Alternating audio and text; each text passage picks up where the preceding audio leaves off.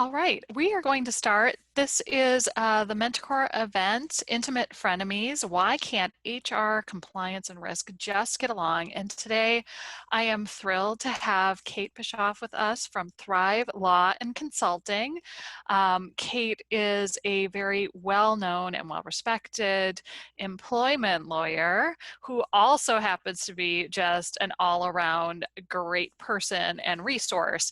So we're thrilled to have this discussion today. We expect that we won't always see eye to eye because frankly our professions just don't. But the good news is Kate and I are not frenemies. We actually get along quite well. So this makes the conversation a little bit easier. So Kate, why don't you tell us a little bit about you? Hi. Well, this is what I'm like these days. I mean, I am, this is what I look like these days, but this is how I feel these days. Like any HR person who is in the world of COVID and the increased push for diversity, inclusion, and equity, this is what we look like. We look frazzled and all ready to go. But I do suffer from law degree, as you mentioned. I practice employment law. I do HR consulting, but I don't litigate at all. So my main bailiwick is doing all the advice and counsel, training, and investigation work that leads to, or hopefully ends before we get to litigation. I have had my own business for the last almost 4 years, and I got my HR street cred working for the U.S. Department of State as the head of human resources for Consulate General Jerusalem and then U.S. Embassy Zambia. So that's me. Great. And I'm going to put a middle message in the chat box, but if people have questions along the way, there is a Q&A space. I'm going to be monitoring it, and Kate and I want to make sure that you get your questions answered and that we can make this as lively and exciting as the topic truly is. Truly is, yes. Okay, so I'm going to describe how I look at the big three here. And Lisa Beth, feel free to jump in and say, you're wrong. Bishop, you're wrong. Yeah, exactly. So for me, human resources is about creating that employee experience. We've got candidate stuff for the onboarding with recruiting. We've got how does an employee live with us when they're working with us? How do we make sure that they have everything that they need, that we're getting everything we need from them, etc. And then that offboarding piece of sayonara, we have to let you go. We have to let you go for a layoff or for cause termination, something like that. That's HR. Then I look at risk, and I look at risk as those that are looking forward, where we don't look backwards as to necessarily what happened, but we're looking forward to anticipate risk and then try to reduce that risk overall in what we do looking forward. And then there's compliance, which is adherence to the rules that we have in place that maybe HR helped create those rules in the first place, but we're adherence to those rules and those kind of parameters that we've put around the business from that place. So this is a lot of looking back to see if people are complying with those rules. And I think this also includes things like, are we behaving like good people? There is a lot of social responsibility ethics built into this. Are we the good people we're trying to be? And I think at this point in time, I think it is healthy to look at not just the risk and the compliance from a legal perspective, but what also that risk looks like from a public relations perspective, which is very different and that we haven't necessarily focused on, in the last millennia. But these days, it's the PR piece of it that can be so damaging to an organization, which is in part compliance saying we're not being ethical enough, and also risk going, we could be hurt based upon what someone says about us on social media, etc. How does that fly?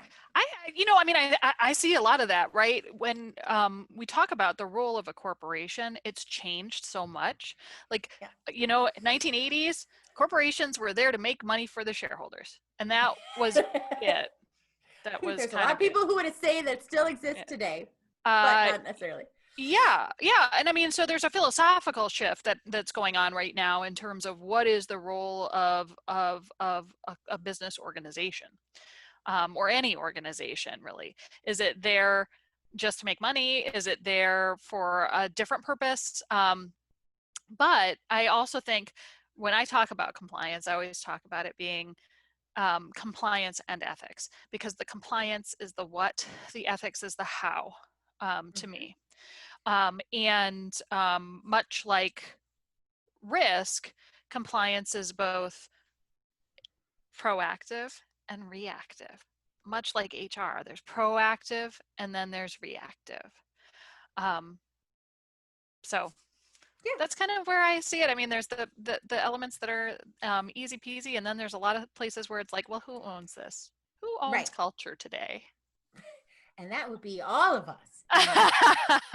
Um, so so in these big three, we all have to play well together, right? I mean, the theory is that we all have to play well in the sandbox so that we can make the castle that the business wants us to make, so we can serve society, et cetera, et cetera. But we all have a role in this employer-employee kind of relationship. And for that reason, it's really important that we have good relationships amongst these different functions. Now, in most of the organizations that I work with, intentionally, is that there's one or maybe up to 5 HR people who are handling all of these issues, both the risk, the compliance, and the regular day-to-day HR stuff. So I'm trying to segment this out, but in many organizations, it's going to fall over maybe 1 or 2 people handling both of that or all of that. So I want to start with this idea that we're trying to build strong relationships with a keen understanding of each other's roles. Like, I understand that this is a compliance issue, not necessarily a risk issue, or this is a forward-thinking risk issue, not necessarily a compliance issue. And so I've got some scenarios built into our discussion today. Hopefully that will both highlight those differences, but also show where it's important to interconnect those pieces. So I want to start off by this theory that we have a relationship that we have built upon trust and having confidence in each other. We don't have to necessarily like each other. For example, I am the quintessential HR person. I am people oriented. I don't necessarily enjoy accounting and math. And so my traditional nemesis is going to be accounting, right? Or finance. Those are skill sets that don't necessarily go together. We have to work together. And even though those 2 skill sets look very different, we have to get along in order to do our jobs effectively. And so I look at that as how we're trying to create these relationships in our organization around risk and compliance.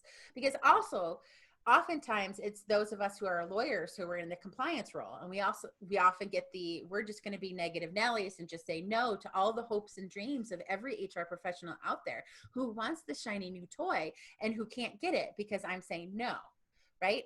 So it has to start from this place where I am not there to impede what you want to do and where you want to go. I want what's best for the organization too. And if this is going to get us there, I want that.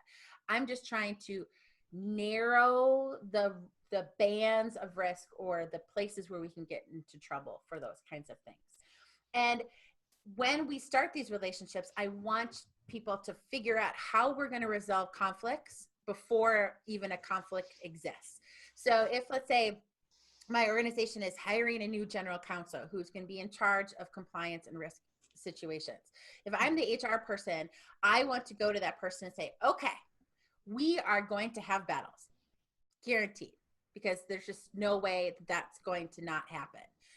Because people make all the rules all gray and we're going to want exceptions, etc. So how can we figure out how the 2 of us are going to resolve conflict before we actually get to the big conflict that's going to be coming? Because I want us to be able to understand where I come from on a cost-benefit analysis. I want to understand where you come from on a cost-benefit analysis, and where do you put your weights on how to make final decisions. And then if we can't agree, who is ultimately going to make the next decision, and how do we approach that person? Because if we set out what the conflict resolution mechanisms look like, there's going to be less chance for politicking and favoritism and who's going to win out with the CEO. if we've already established what our parameters are going to look like when we have a conflict. Does that, I mean, maybe that Totally sounds like makes sense. No, but and I think that a lot of professionals would be benefited by a concept of how do you resolve conflict productively, because I think some of the biggest challenges, biggest challenges anywhere are, number one, unmet expectations, and number two, lack of ability to have an effective conflict resolution mechanism. Yeah. Or just even to engage in conflict in the first place. I mean, we live in the Midwest and we avoid conflict like the plague, which the plague is back. So be ready, it's coming for us. But, we have to understand that conflict is not bad. It can be good. And we just have to figure out how do we have constructive conflict and make that resolution. And particularly in the kind of things that we deal with in human resources, there are possibilities of having career ending conflict that if we haven't figured out how we're going to work through those, that can be devastating to the organization overall. So yeah, and I know that that's definitely a concern for compliance as well. There are many chats around what happens when you have one of these make it or break it decisions or moments where you either need to stand on your values and priorities, or mm-hmm. and that may mean sayonara for you. Yep. Yep. I'm the woman out there preaching that if you have complained about harassment and discrimination as an HR role and they haven't done anything about it to respond, your best option right now is to leave. So I don't want people to be unemployed, and I don't want people to worry about feeding their family, but there is no option that I see that's viable to hold your ethics together if you're an HR person. So, but that's just me. Yeah, no, I mean, that's exactly what I tell people when they get into the compliance profession is make sure you've got enough money saved up so that if you ever need to walk, you can. Yep. Yep. Okay. So I want to talk, I have a basic philosophy that the law is a floor, and the law is a floor, particularly in employment law, because when we think of what the employment laws are, it's don't harass and don't discriminate, which means don't be bad. We require minimum wages. We require overtime, but you can always do more than that. We don't require health insurance, but we certainly encourage it. You don't have to have a whole lot, so everything that we have in laws in human resources kind of just sets the floor. They're not aspirational. So HR should live well above the floor.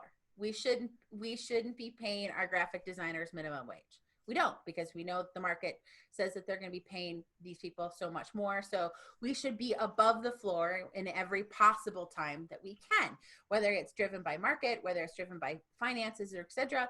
We should be living above the floor. And that means we shouldn't tolerate harassment, discrimination, but we also shouldn't say that's the floor. We should say we're going to require everybody to be respectful for each other. So that's well above what the standard for a hostile work environment is under the law. So we look for that the law is the floor. HR should be well above the floor. Compliance is the floor, right? Because this is the minimum that we're going to be requiring. If we're not paying overtime, well, then we're out of compliance. And so we need to get back to paying overtime. Or if, we're not being ethical, the ethics that we've determined are the floor. So we have hurt the floor at that point in time. So compliance lives at that floor, and risk is worried about what we're going to do to the floor. It's constantly worried what we're, are we going to, do we need new terrazzo flooring? Do we need new grouting? Like, do we need a new to resurface the floors? Like, that's what risk is looking at. Is, I realize that this is a tortured analogy, but it feels like it works to me. That risk is constantly worried about that. Should we be remodeling that floor? Should we, be to put a new set of tile down? Does it need more wax? Like, risk is worried about what we're going to be doing to the floor overall, whereas our employees are wanting to make sure that the floor is there, as well as our customers, because if we're being unethical or we're not following safety standards for the products we might be creating, the floor is not there. So our customers and our employees are worried about the floor. They don't want to be on it. They want to be above it, where HR should be trying to strive for, but we know that the floor exists there for a reason. And so I got a scenario for you, Lisbeth. Ready? Oh boy. Do I Okay. pass? Here we go. Okay. So Susanna is the talent acquisition head. She, hold on, I got to move you a little bit. She found some new video interviewing technology that she wants to roll out to the entire organization. Okay. And now video interviewing technology is that I can take my smartphone and I can answer some canned questions on my smartphone so that we can do these interviews with 10 to 15 people, and a hiring manager can just sit down and screen them right from their phone. Okay. So this is going to remove all of the scheduling problems that we have in talent acquisition. It's going to make screening go so much faster. And so, because one of the big things we look at talent acquisition for is there's time to fill positions. And if the time to fill is based upon when we can get in front of the hiring manager with all of these candidates, well, this will shorten that period down to, by weeks potentially. Okay. So she's very excited about this new technology. So I break this down a couple different ways.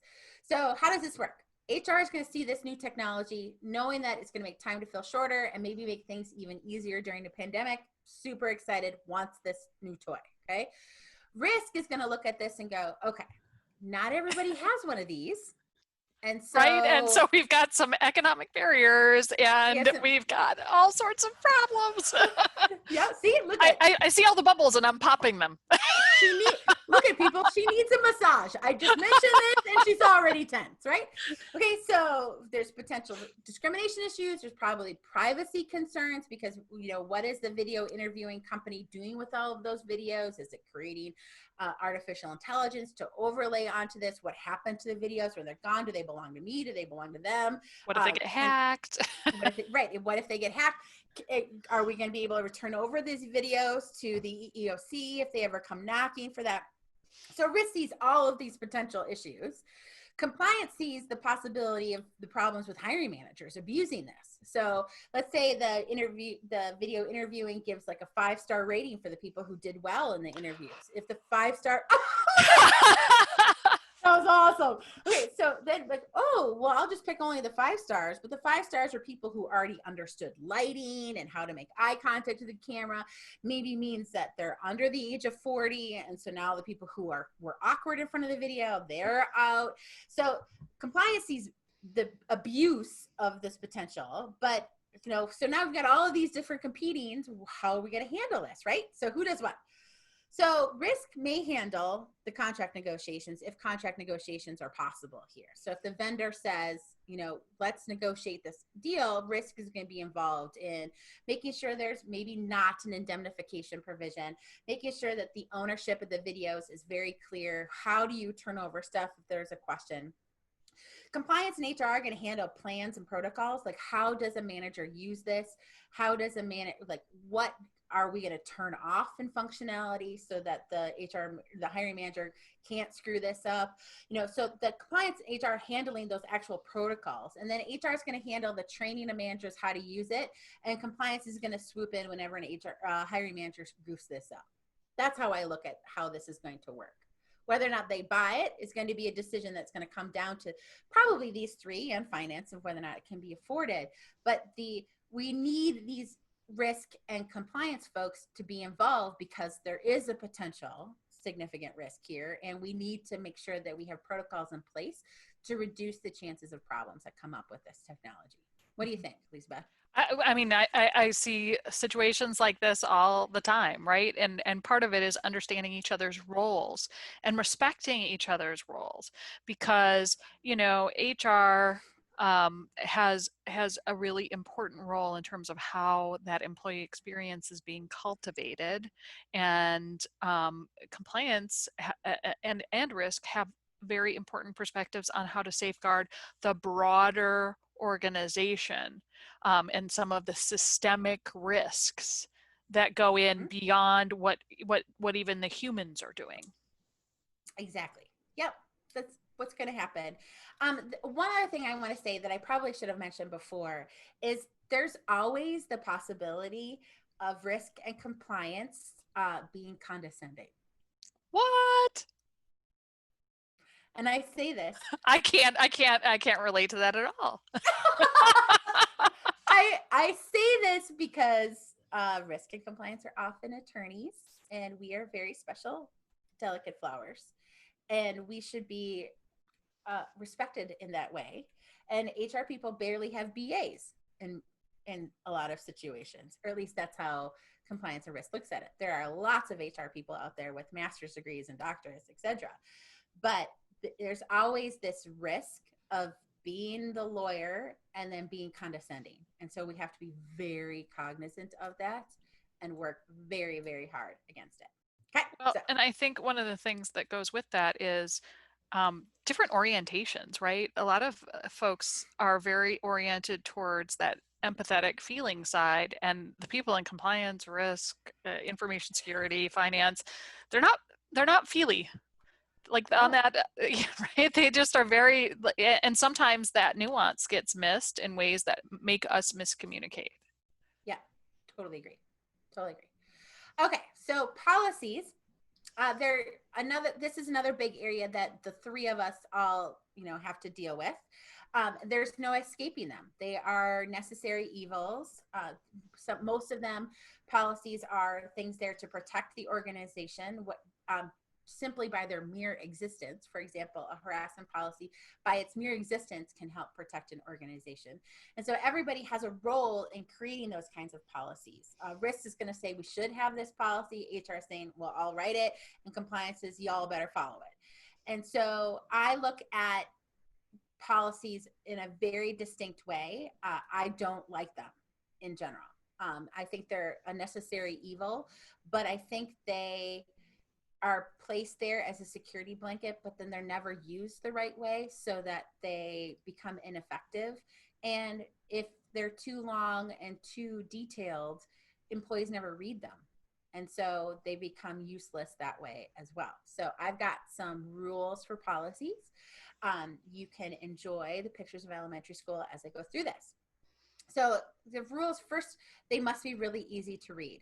The best advice I ever received, literally ever received, was from former Minnesota Supreme Court Justice Esther Tomlanovich, who said you should always write to a fourth grade level. And I think that is brilliant advice. It's not because we don't think everybody needs to read at a fourth grade level. They do. Many people read well above a fourth grade level. But if you write to a fourth grade level, then everyone will be able to read it. Everyone will be able to understand it. And that's what's the key importance. So we should also need to be very transparent. Why we are rolling out policies. One of my best friends, her favorite comment about me is that if I can determine who we wrote the policy for, we shouldn't have written the policy in the first place. Like the actual individual? If I could say, well, we wrote this because Steve did that, right? Like, right. we shouldn't have written it. Then we didn't need to write it at that point in time if we wrote it just for Steve. So I want us to be very transparent when we're creating policies. We're creating this policy for this reason. And when we train to the policy, we explain the reason for why we have it. Take out all of the fluff. There's a lot of policies that are written with, this is the purpose statement. We don't need a purpose statement. We need to know what the policy is. You don't need to have an objective or a person, any of that stuff. All of that can go. And then please do not write to the law. Okay. There's an old timey joke that the bottom 10% of law students go write the laws so that the other 90% can actually figure out what they mean. And there's some truth to that. So for example, when the Families First Coronavirus Response Act came out in March of this year, every employment attorney I know spent the next 3 to 4 weeks trying to figure out what it meant for our clients because it wasn't clearly written from the get-go. And so in human resources, we should not be writing to what the law is because there's lots of different interpretations of the law.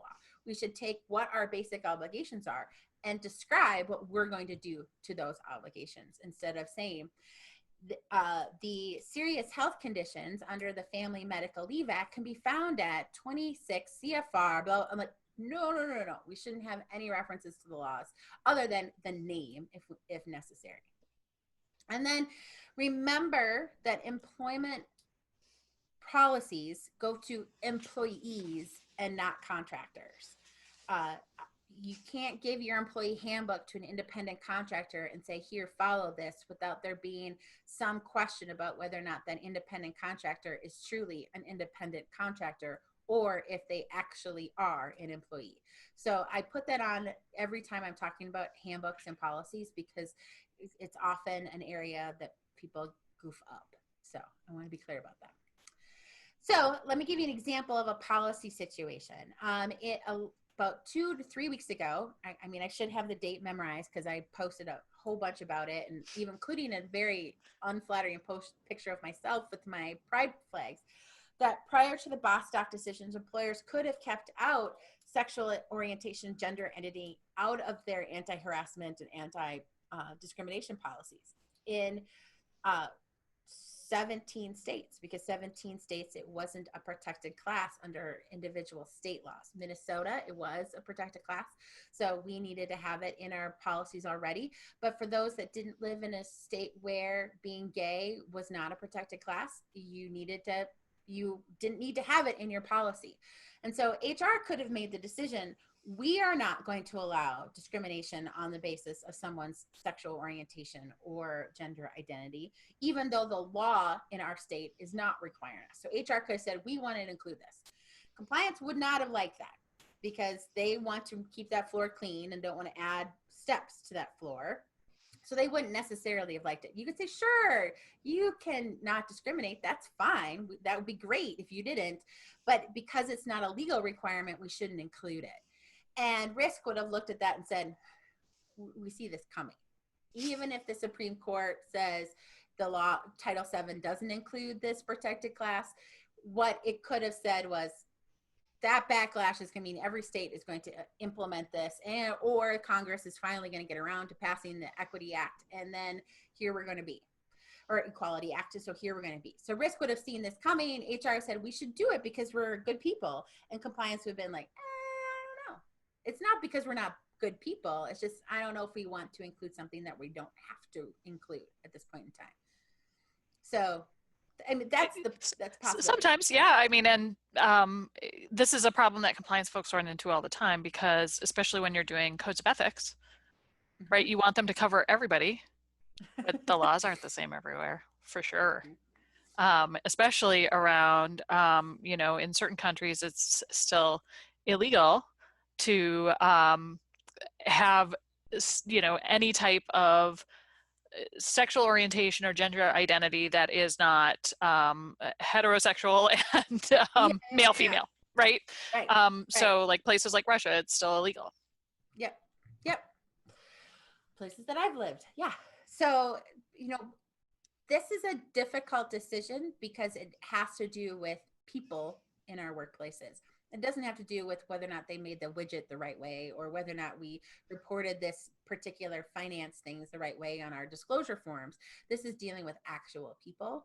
And so that gets us into a much more difficult philosophical debate within an organization. Luckily, the Supreme Court made this go away and said that sexual orientation and gender identity are protected by Title VII. I mean, I think Trevor Noah put it exactly the right way. Look at Title VII, wheeling out new features 56 years after it was initially put into place, unlike me needing to get a new phone every 2 years.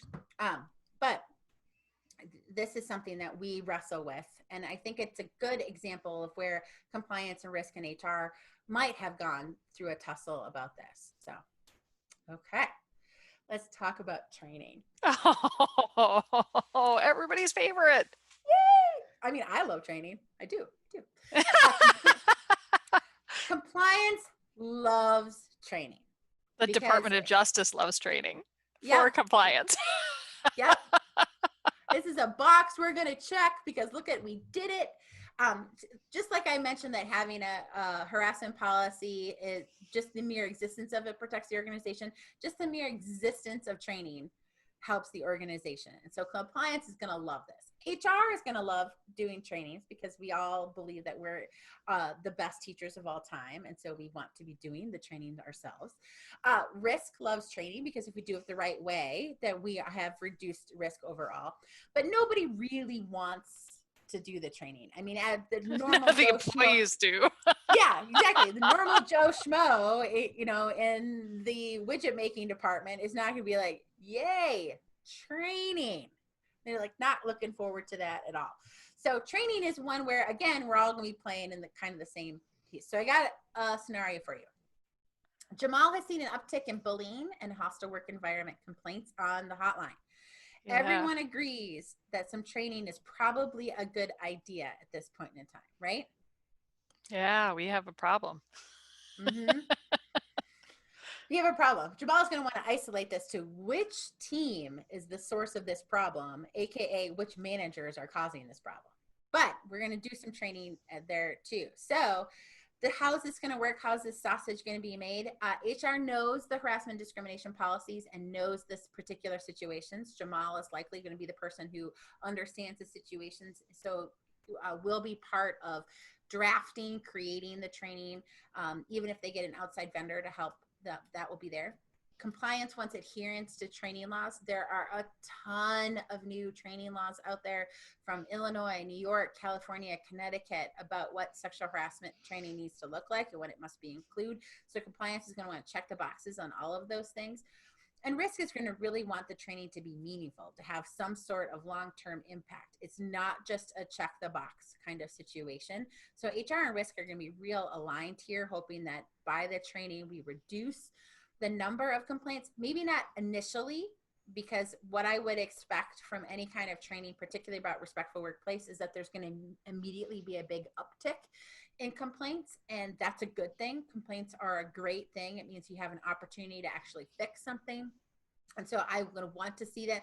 And soon after this kind of training, I would expect there would be an uptick and that HR is ready and willing and able to start attacking that uptick. Because once you put a spotlight on a problem, everybody then can talk about that problem. And that's when we figure out how to fix that problem. So HR is going to identify the trainer, maybe the source of the training. So if they go to outside vendor, or they're going to do the training themselves. Risk and compliance are going to want to verify the material, compliance for checking all the boxes for the different state laws that we might be in, as well as kind of what the overall message is going to be. And the tone of the training is a different matter entirely. Like the content can be verified by conflict or by compliance and risk, but the tone can be very different than that. And I say that as a person who does a lot of this training, and most people leave my training going, oh my God, that was fun, which I hope people think it was fun. I also hope that they were really uncomfortable during the training, because then I think they actually might have learned something. But the how it's delivered is going to be determined in part by HR, because HR is going to be the one who owns those particular policies. And so how the training gets delivered is really their bailiwick. The content of it is risk and compliance. So question for you, Kate. When you think about training as a form of remediation for something that's happened versus training to raise awareness, where are you at in that conversation? What does that change the tone? Not necessarily. So let's say like in this situation with Jamal, where it is, we're bringing awareness to this. That is maybe the same as the training that we're going to do because we know we should. That's going to be the same kind of tone. If there's a problem within a particular group in an organization, that's a different message entirely, because we've identified you all as a potential source of problems. And so the scenarios are going to be designed specifically for you. These are going to be closer to home. There may be one-on-one time, which I love one-on-one. I mean, because that really is super remedial at that point in time. It's like describe to me why you think this behavior was okay. Describe to me why you think this behavior wasn't okay. So like you do much more detailed, and it does have a different tone overall. But when they're, it's kind of a parade of innocence when they're walking in and we don't know that there's a problem, but we're just trying to raise awareness. And so the government looks at you are innocent until proven guilty. If I'm going in to do remedial, I'm going in with this, you all are guilty. Let's figure out how to make this better. As opposed to, I'm just coming in to do the training so we can check the box that we did it every 2 years. That is a parade of innocence. I'm coming in to try to see if I see anything during the training itself. And if I do, I raise that with HR saying, this one was kind of a character. You might want to talk more there. Does that make sense? Totally. Okay, so here's another one of my favorites, investigations. I love investigations. I think they are absolutely fascinating. I've got stories that can go for days about investigations. But investigations themselves are particularly challenging for HR, risk, and compliance because they look very different depending on who is going to be in charge of the investigation. Again, because risk is more forward-looking, they get to deal with a whole bunch of hypotheticals. HR and compliance is looking backwards as to what happened. And so that looks different. It's much more objective and you can touch it, tangible, as opposed to what risk might be doing for their investigations. For most organizations, who handles the investigations really depends a great deal on who gets staffed up. Okay, so if you have a small HR team but a larger compliance team, then compliance might be handling all of those investigations. You might have labeled your compliance people as employee relations people, and so they might be housed in HR, but they're really compliance and they're doing the investigations. I like to look at this as HR is going to handle the relatively minor stuff that can affect one employee, maybe two employees themselves. Because those are situations where we can find strong evidence one way or the other, and they'll handle that investigation. If it's more of a major issue, let's say, for example, we think the company head, the nonprofit head is engaged in some sort of harassment or discrimination, then you bring in someone like me who comes in to help HR and compliance save face, because I'm there to lend my credibility to the recommendations I'm making from this and from what I find in that. Whereas if HR was investigating the CEO, HR has no power in that dynamic and cannot make their recommendation to let that well, and that's usually that engagement with the board when you're talking about the CEO for sure. But so we've got a couple of questions that are really interesting. So first one, I can't wait to hear your reaction, is how do you diplomatically tell someone for example, from compliance or the HR side, or we'll be generous at risk too, to stay in their lane? Like, get out of my lane. There are some times when compliance might bring something to HR, but then needs to step out, or vice versa. Like, are there ever times when the lines are blurry? Oh, like all the time, right? All the time. Like I left law school and I got interviewed for like what my law school experience was. And at that time, I'd already been working a couple years being a law clerk and second chairing some trials as a law clerk. And my takeaway from law school was we learned the black and white, and people make everything gray. And so in compliance and HR and risk, there might be some really nice black and white lines in those lanes, but because there's people involved, it's all smushy. It's all gray. Messy. Yeah. Yeah. It's just a spectrum of, black and white. So in that particular situation, before I tell someone you need to stay in your lane, I come up with a litany of reasons as to why you're in my lane or I should be in your lane. And I prepare for that because I have been in plenty of turf battles. I mean, I work for the Department of State. I mean, the federal government certainly has its own turf battles. And so I learned very early in my foreign service career that I needed to know what my lanes were and be able to articulate as why this is particularly important to me, as to why this is, and why you need to stay out of it, because if you get involved, this one might happen. And so I do a little, cost benefit analysis or SWOT analysis, however you want to characterize it, as to why the casting of who's involved in this is important. And I say casting because I think a lot of these situations are like how putting the right people in the right situations to handle these. So if you're involving a CEO in an investigation, you want someone outside who can burn all of her credibility with the organization to get the recommendation she wants right approved, right? I can waste all of my credibility on that. That's why you pay me for it. If you're investigating the CFO or the accounts payable person, and that is your friend, you're not the right person to be in that role doing that investigation. If you're investigating the employee who you've had multiple run-ins around discipline for on the last rung, you're not the right person to be doing that investigation. right. If this is writing a policy issue and HR is going to own that policy, well, compliance, you can read it to check it, to make sure that the laws are properly addressed, but you can't say we can't do more for our employees on this, or that we can't put it in this particular format. You're there Right. to make sure the law is followed, not how I wrote it. And so there's a lot to be said about figuring out why the lane belongs to you and articulating that here. I hope that makes sense. Does that It make sense? does, and I like the SWOT analysis behind it. There's another question too, which is COVID related. Yay! I have a COVID example coming up.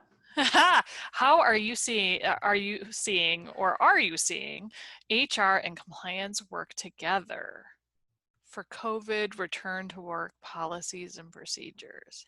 Okay, whoever this person is, like, you've got to my whistleblower scenario here. Yay! So let's go to the scenario. And if I don't answer the question, come back and I'll ask it again, or because I will happy to answer it. We are in COVID times, so rules are off the table. Because it won't be transcribed in my transcription. And I hope you all are adults. My current stance on most things OSHA related are fuck OSHA. Because you should be following your own state laws and state guidance as to how to keep things safe, and the CDC guidance. OSHA has not done, in my opinion, a very good job of articulating what its lanes are. And so I'm giving you a scenario that could involve several different federal agencies as well as state laws. So here is our example. Juanita calls the HR department to tell them that she believes her manager is not following the law on COVID-19 protocols. She says her manager is walking around without a mask on and has removed the hand sanitizer from near the door because she keeps running into it. Okay? Well, I'll tell you from a compliance perspective, I'm surprised you called HR, because usually people are calling the ethics hotline. I'm totally serious. People are calling Yeah. the ethics hotline. She's standing too close to me. He, isn't wearing a mask all day. The sanitizer, station doesn't have enough juice. Mm-hmm. Well, this assumes, Lisa Beth, that this is a good HR team that has Where developed people want to call. Yeah, where people want to call us, and that we are welcome these kinds of calls and don't go, oh, people, right? Which I get it. I tell a joke to HR groups that I love when people come into HR because they love people, and then the whole room starts laughing because none of them like people anymore.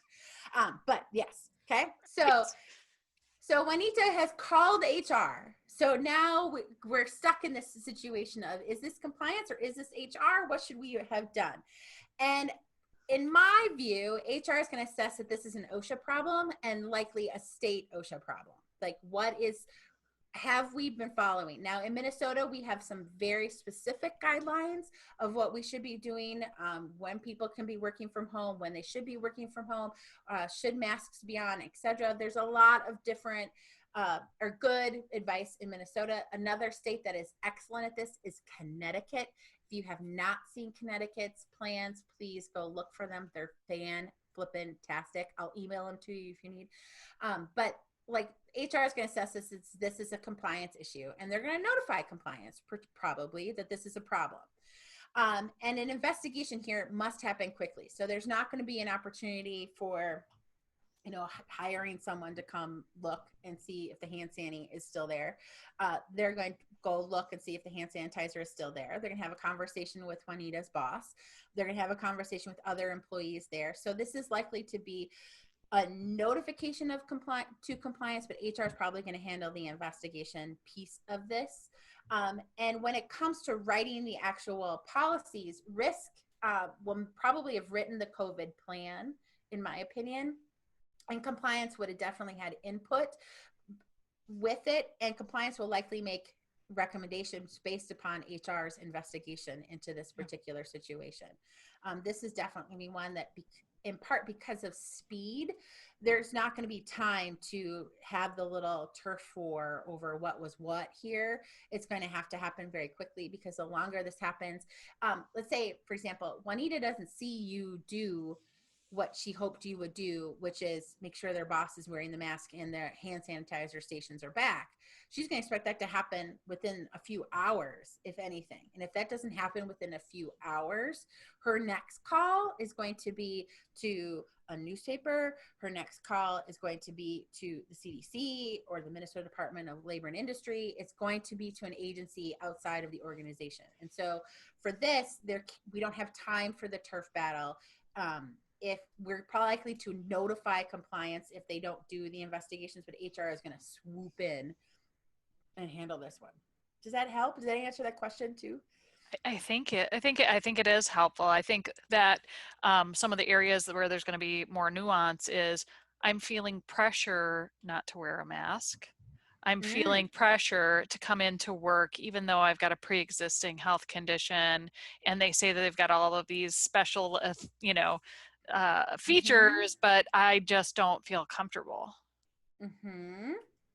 Yeah, that's my clients are that's where you're going to be working for the next 20 years on, I think, or hopefully not next years, for a while. Well, I think so. And I think part of it is also that I think even once we have a vaccine and COVID is not as big of a risk as it is now, I think there's still going to be these conversations of, I don't like working in an office. I like working at home. Or you have an all remote workplace. When can we all get together? Like, I think this is going to be a push and pull that we're going to see for quite some time. One of my favorite podcasts is it's called Pivot with Kara Swisher and Professor Galloway from NYU. And Professor Galloway said that COVID-19 is not a change agent. It's just an accelerant.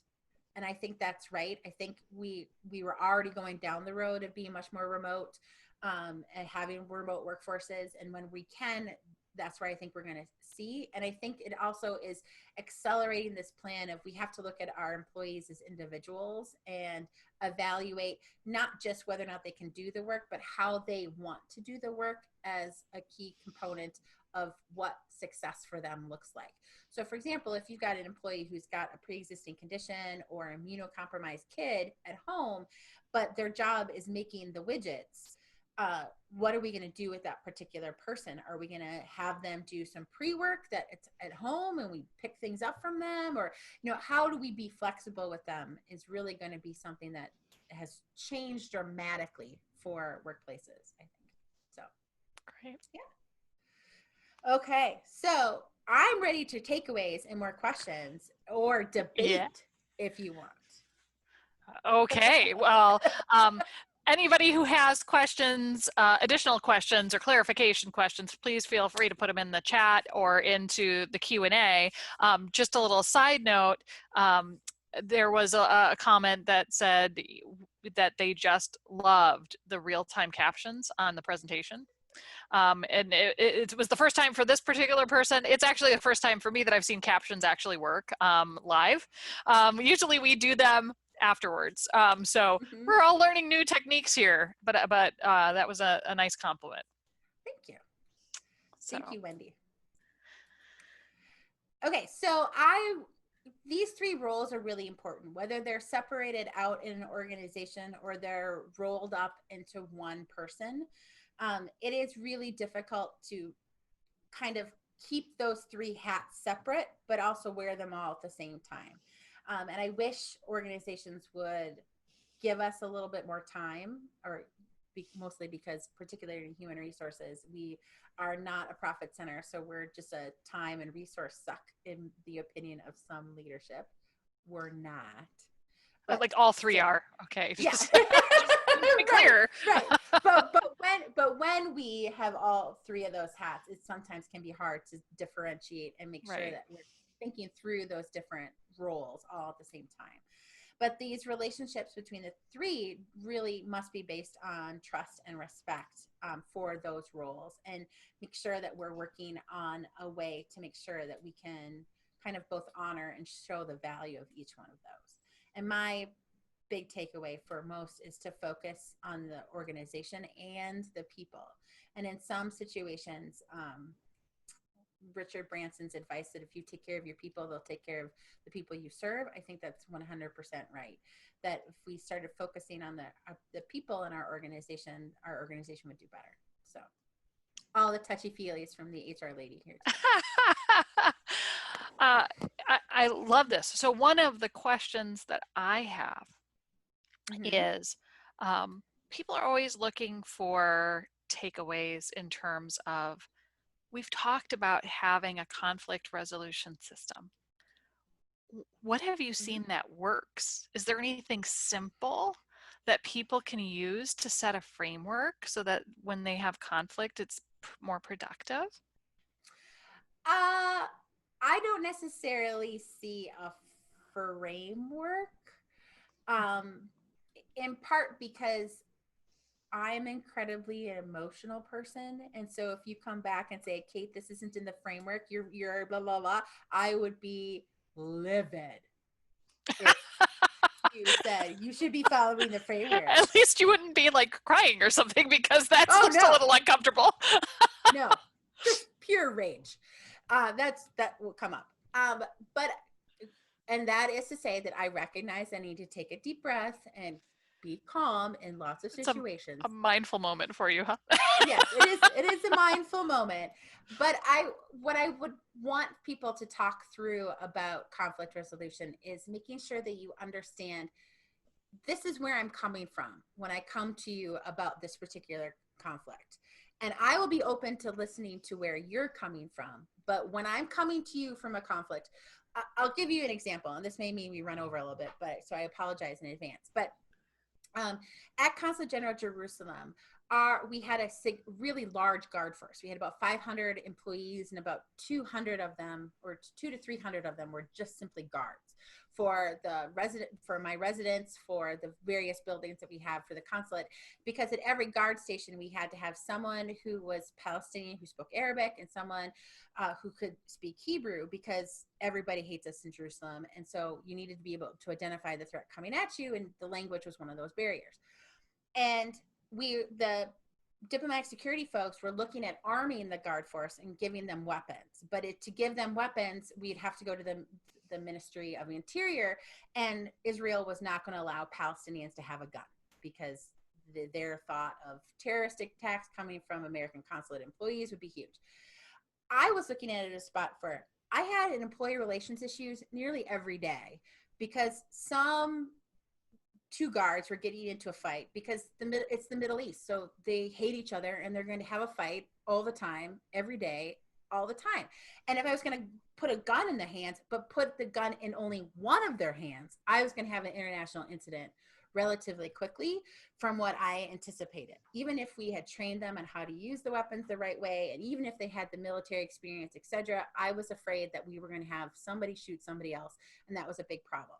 So when I went to diplomatic security and said, we can't do this, even though this is your lane and this is security related, so it totally belongs to you, I'm coming to you from an employee relations aspect, knowing I don't want our employees to be hurt. And I don't want our employees to create an international incident, because they already are creating little ones every day. And I'm doing my best to make sure that these little ones don't get bigger, but by putting a gun in their hands, it's going to be significantly bigger. And so I went to them with, this is where I'm coming from. This is why this is important to me. This is why this is important to the people that I'm serving in human resources, but why it gives us this big problem. So that's where I come from that we don't necessarily need to have a framework of how we have this conversation, but we need to be able to understand and be open to where people are coming from in that conversation. It's a good perspective. So, I don't see any questions at this point in time, but I did want to ask you one more question. Okay. What is the best advice that you have ever received from a mentor? The best advice I've ever received from a mentor is, you are too old not to know that it'll be okay. I love that. That's the advice you gave me once upon a time too. Because I remember having a conversation with you, I think it was breakfast or something like that. And you mentioned that to me, and I think it's just brilliant.